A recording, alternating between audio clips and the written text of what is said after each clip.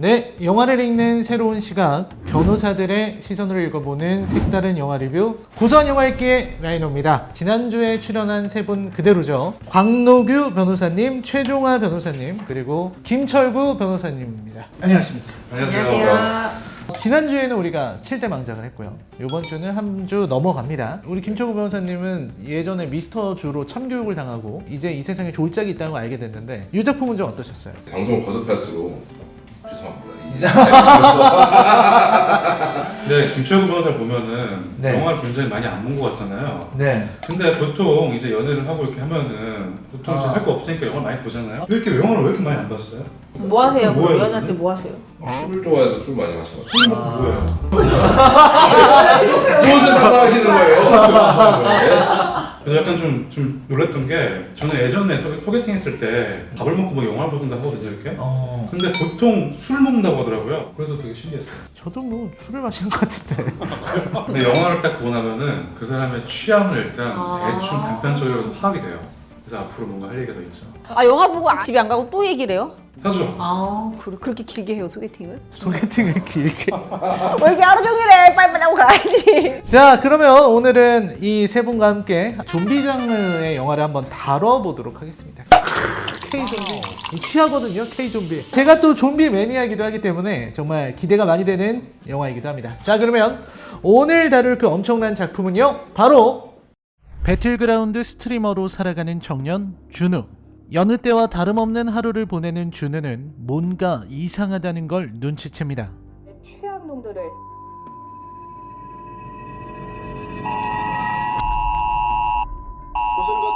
너무나 순식간에 급변하는 통에 상황을 파악할 시간조차 부족한 준우. 창밖에는 사람이 사람을 잡아먹는 무시무시한 장면이 연출되고 있습니다.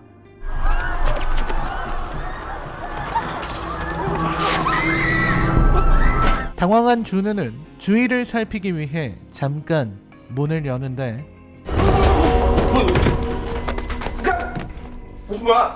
죄송해요. 아 진짜 죄송합니다. 형이 이상하게 변했다며 우격다짐으로 밀고 들어오는 남자. 실랑이를 벌이는 준우. 그때 뉴스에서는 감염된 사람은 어느 시점에서 굉장히 폭력적으로 돌변하며 안구 출혈 등이 주요 증상으로 보고되고 있습니다. 준우의 눈에는 그 남자의 목에 상처와 피눈물을 흘리는 모습이 들어옵니다. 작정을 한 준우는 마침내 남자를 집 밖으로 내보내는데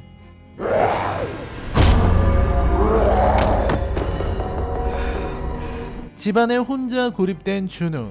바깥은 좀비 아포칼립스 상황으로 이미 아수라장이 되어 있습니다.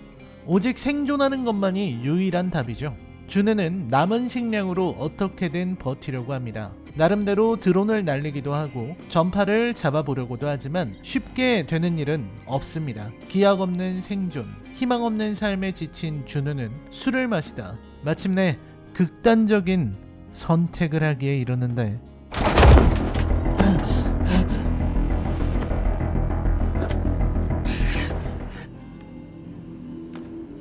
준우를 구하기 위해 나타난 유빈. 슈퍼히어로처럼 좀비를 베어내는 유빈과 라면 먹방에 최선을 다하는 준우. 그리고 이 모든 사태를 해결한 8번방 아저씨의 등장과 소리 없이 움직이는 신개념 헬기에 이르기까지. 오늘 고소한 영화 읽기에서 살펴본 작품은 바로 따끈따끈한 2020년 영화 K-좀비의 시대가 허명이라는 걸 증명한 안타까운 영화 유아인 박신혜 주연의 해시태그 살아있다입니다.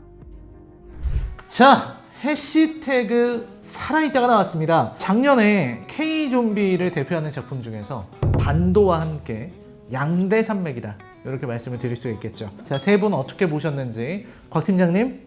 저는 이거 준비하면서 제일 스트레스였던 것 같아요. 제가 아니 사실 무서운 영화를 병적으로 못 보거든요. 너무 스트레스를 받아가지고 저 이거 보는데 한 4일 걸렸습니다. 끊었다 봤다가 마음의 진정을 찾고. 저 그런 줄 몰랐네요. 사실 사람이 되게 이율 배반적인 것 같아요. 박 팀장님이 그 회사에서는 공포의 그런 내가 왜 공포에 알고 있게? 인기반장, 호지랑 뭐 이런 거의 대명사. 정작 본인은 이제 그런 거에 취약하다. 근데 이런 전염병이 유행할 수도 있겠다는 무섭기도 하고 한편으로는 오늘이 되게 감사한 마음을 가지면서 집을 갔거든요. 보고 나서 이 눈빛은 뭐죠? 나를 경멸하는 듯하니. 저는 일단 이 영화를 보고 나서 그동안 내가 알고 있던 좀비랑 K-좀비는 많이 다르구나. 여기서의 좀비는 감정이 있어서 웃고 막 이러잖아요. 씩하고 머리를 쓰고 단체 활동을 한다, 좀비도. 이게 좀비가 맞는 거죠? 그냥 전염병에 걸린 사람들인 설정이 아닌가요? 좀비 전염병이죠. 네. 최정화 변호사님은 어떻게 보셨나요, 이 영화? 킬링타임으로 평생에 단 한 번 볼 정도의 가치 정도는 있다. 그러면은 굉장한 졸작 아닙니까? 졸작이죠. 2번 안 될 것 같아요. 두 번은 안 된다. 사실 이 영화가 처음 나왔을 때 시점을 기준으로 해서 사실 이 당시만 해도 그냥 별 재미가 없고 별 특징이 없지만 그냥 소스도 이 정도였거든요. 근데 지금 시점에서는 왜냐면 스위트홈이 있어요. 그거랑 비교가 될 수밖에 없거든요. 살아있다에는 감히 그 K-좀비물이라는 그런 명칭을 붙여서는 안 되지 않을까. 스위트홈은 엄격히 말하면 좀비라고 보긴 좀 어렵고, 그렇죠. 네, 크리처물이라고 봐야겠죠. 네. 아주 부족한 영화다. 영화를 안 보긴 했지만 제가 영화 보는 내내 이 영화를 도대체 왜 만들었을까 라는 생각을 끊임없이 계속 영화 끝나더라고요. 그래도 다 보고 난 이후에 남아있는 게 없는. 자, 주인공의 인물 분석부터 해보도록 하겠습니다. 김철구 변호사님은 준우, 유빈 어떻게 보셨나요? 일단 준우는 심신이 약해 보이고 그러니까 막 자살을 시도하기도 하고, 유빈이라는 인물은 신기한 게 집에서 뛰쳐내릴 때 신문지에 로프를 감아서 문 사이로 넣고 문을 닫은 다음에 고정을 시켜요. 라이더님 같은 그 방법을 생각을 하시겠어요? 생각해보지 않을까요? 저는 이제 마스터 키튼 같은 만화를 많이 봤기 때문에 상상할 수 있을 것 같은데요? 저는 그걸 보면서 어떻게 일반인이 저렇게까지 가능하지라는 그런 싶을 정도로. 유빈은 나름대로 생존 전문가라는 컨셉. 캐릭터들이 좀 독특한 것 같아요. 저는 준우는 뭐 거의 실험 몽골인 수준 아닌가요? 패드의 김유빈 병을 반대편 돈까지 던져서 팔이면 거의 투포한 선수급이 아닌가. 이 사태가 끝나면 제가 봤을 때 뭐 투포한이나 뭐 야구라든지 뭐 재능을 살리는 쪽으로 한번 네, 가보는 게 해봐야 좋겠다. 된다. 그리고 또 그 와중에 자고 먹고 하는 것도 저는 신기하더라고요. 저는 무서워서 잠도 안 오고 유빈이처럼 막 이렇게 이러고 있을 것 같은데 뭐 술도 마셔서 뭐 누워서 자고 막 노래 듣고 춤도 추고 하잖아요. 막상 또 그런 상황 오면은 되게 열심히 살려고 하실 것 같은데요? 네, 저는 파이팅. 파이팅을 하는데 파이팅 해야죠. 근데 준우처럼 막 그렇게 좀 느긋하게는 못 있을 것 느긋하게 같아요. 못 있죠. 예, 네, 예. 맞아요. 유빈이는 너무 이타적인 게 오바스럽다. 그 와중에 화분에 물을 주는 거 보고 기함을 했습니다.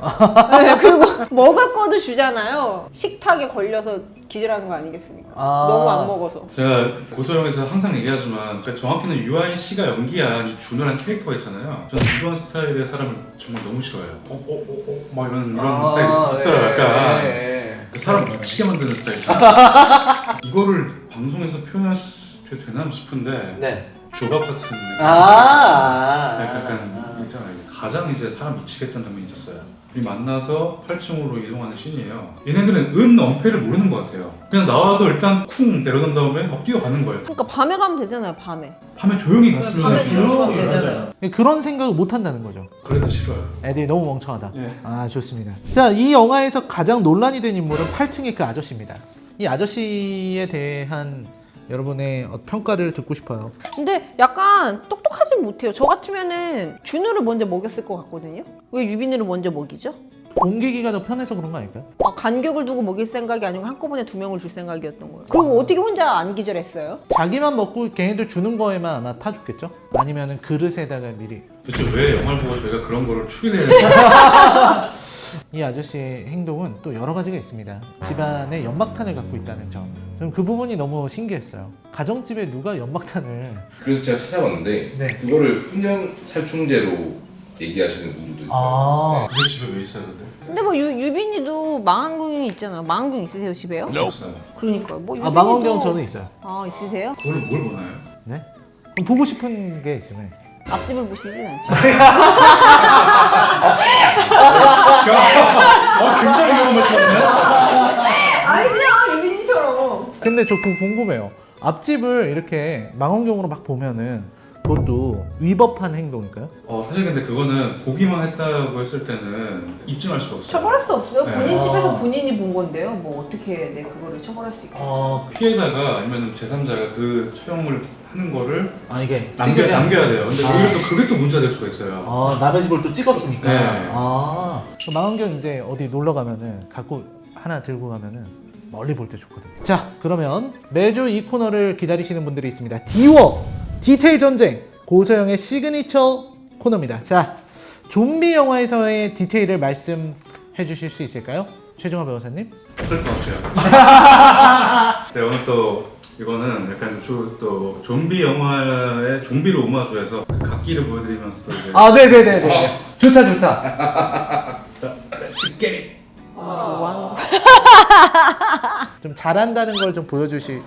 네. 제가 부끄러워지네요. 오늘은 좀 실망스럽네요. 이 친구가 파이팅이구만. 제가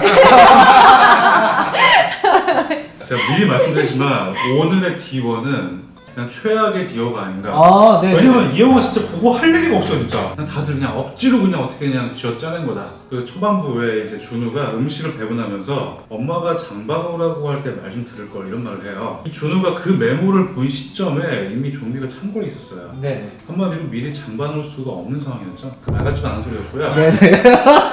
그리고 준우가 첫 야간 외출을 할 때 후레쉬를 머리에 달고 있어요. 좀비들이 우글거리고 있는 상황에서 나가려면은 손에 항상 두면서 언제라도 이제 좀 가리고 필요할 때만 하고 네네. 바로 쏠 수 있도록. 그게 상식적인 이게 방법이죠. 상식이에요. 근데 여기다가 달고 있으면은 내가 보면 돌리면 그렇죠. 노출을 너무 제대로 할 수 있는 그런 근데 상태라서. 자기도 봐야 되는데 손에 들고 있다가 놓치면은 나도 시야에서 멀어지면 더 불안하고 무섭잖아. 아니에요.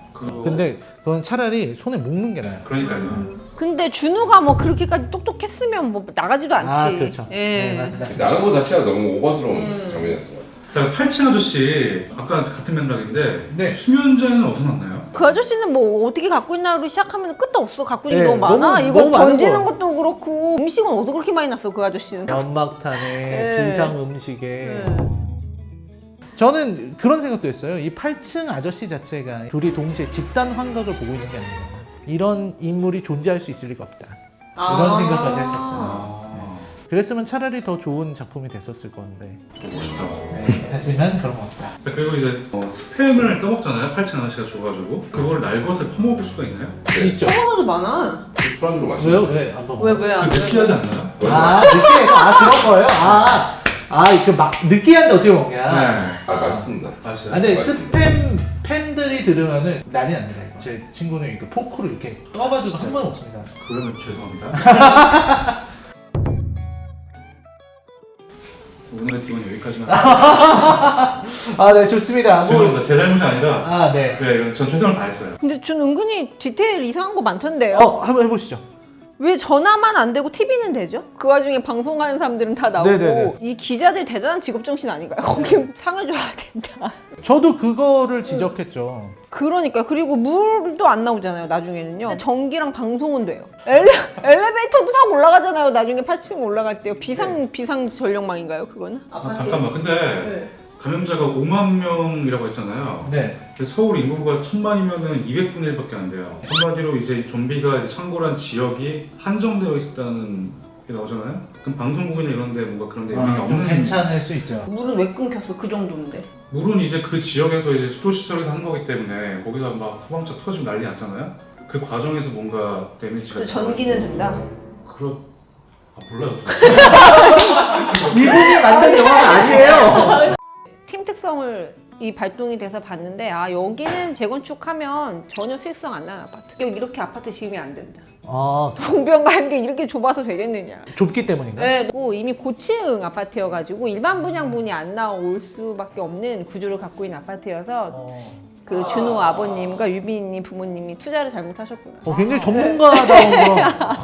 여기서 또 직업 정신을 발휘를 하시는군요. 네, 김철우 변호사님 뭔가 한번 보여주셔야죠. 좀비들이 네. 아파트 문고리 이렇게 몇 번만 하면 문이 잘 열려요. 영화 설정상으로 좀비들이 뭔가 특수한 능력을 가지고 있는 게 없잖아요. 여기 보면은 그러니까 사람과의 그 능력치가 똑같은데 너무 과한 설정 아닌가 싶고. 그러니까 나는 진짜 제일 웃겼던 게 8층 아저씨 집은 문이 다른가요? 다른 데는 막 이렇게 다 들어오는데 8층 아저씨 집은 그냥 다 문을 안 부시고 다들 조용히 가더라고요. 근데 문 자체 두께는 똑같았겠지만 그 도어락 그 시스템이 좋은가? 요만한 게 그냥 쏙 박히는 게 있고 네모난 거 두 개가 이렇게 확 박히는 이런 다르잖아요. 아니 요만한 게 박힌다고 한들 형 지금 그거를 이렇게 하면은 열 수 있어요? 이거 막 해가지고 볼이 뽑아버리면 문 열려. 이게 뽑힌다고요? 네. 해보셨어요? 왜 그런 행동을 해보셨죠? 그왜 그래 뭐가? 아니 왜 그러셨죠? 제가 한 게 아니라 그런 거 본 거 같아요. 갑자기 말을 바꾸셨는데? 말이 바뀌었는데. 무서운 과거가 있다 그러더니 이런 건가? 자, 그러면 인상 깊었던 장면 요거 한번 뽑아봅시다. 이게 뭐 굳이 좋은 장면이 아니어도 됩니다.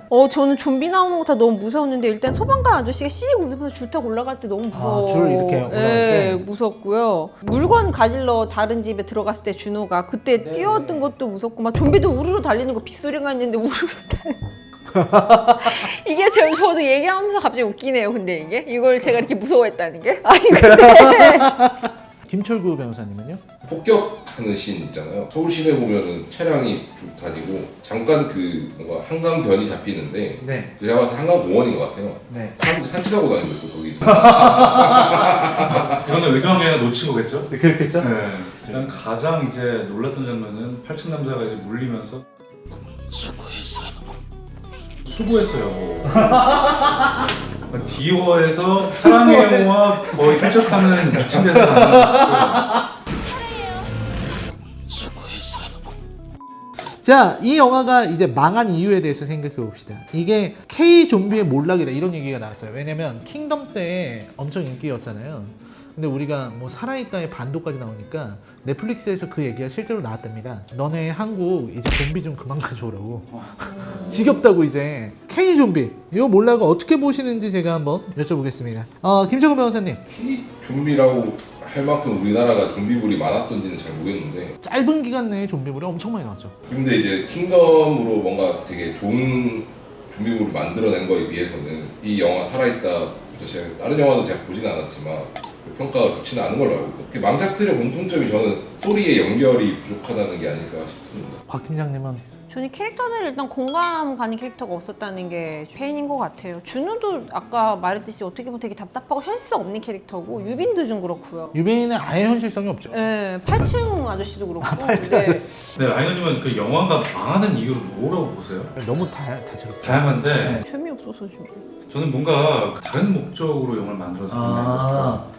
잘 모르지만 그 모자 쓴 스트리머가 그 베란다 너머에서 손 뻗어가지고 네네. 된다 하면서 떨어지잖아요. 네. 떨어지기 직전 순간에 갑자기 발을 쭉 뻗으면서 떨어져요. 그리고 또 초반에 난입하는 그 옆집 좀비 이 사람 들어와가지고 대사 치는 거 보면은 왜 자꾸 저런 말들을 저렇게 어설프게 할까라는 생각을 들게 해요. 이런 장면들을 계속 이제 영화에 넣을 정도의 실력이고 그런 사람이라면은 이 영화를 작품이라고 생각하고 만든 건 아니지 않을까라는 생각을 했어요. 박찬욱 감독이나 만약에 봉준호 감독이라면은 이런 영화를 만들까요? 안 만들죠. 물론 이제 그분들 이미 성공한 분들이기 때문에 어떤 입봉 하시는 분들이랑 다를 수 있잖아요. 그 정도까지 그 입지를 다지지 못한 감독들의 경우에는 그런 작품을 만들기 위한 목적이 아니라 어떤 자기의 필모를 일단 늘려야 될 거 아니에요. 그래서 어떤 가능성이라도 발견을 하고 필모 목록이 있어야지 다음 작품을 위한 뭔가 초석이 될 테니까. 그래서 순수히 좋은 작품을 만들기 위한 외의 목적으로 영화를 만들기 때문에 이따위 영화가 나오는 게 아닌가 싶어요.